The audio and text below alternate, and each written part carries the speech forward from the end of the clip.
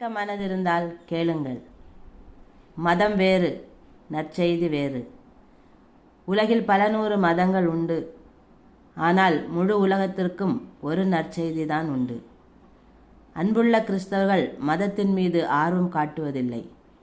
ஆனால் நற்செய்தியின் மீது வைராக்கியம் காட்டுவார்கள். நன்றியுள்ள கிறிஸ்தவர்கள் மதத்திற்காக தெருக்களில் நடந்து வீடு வீடாக செல்ல மாட்டார்கள்.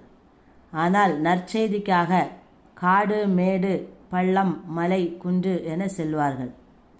மதம் மனிதனை கைதியாக்குகிறது. ஆனால் நற்செய்தி மனிதனை விடுதலை செய்கிறது. மதம் பிடித்தவர்களே, நற்செய்திக்கு கீழ்ப்படிவதை பார்க்கிலும் நீங்கள் உண்டு பண்ணின மதத்திற்கு கீழ்ப்படிவது நியாயமாய் நீதியாய் இருக்குமோ என்று நீங்களே நிதானித்து பாருங்கள். சீஷர்கள் இருக்க வேண்டிய கிறிஸ்தவத்தில் சீர்கட்டவர்கள் இருப்பதினால்தான் நற்செய்தியின் மேன்மையை உலகத்தார் உணர்ந்து கொள்ளாமல் இருக்கிறார்கள்.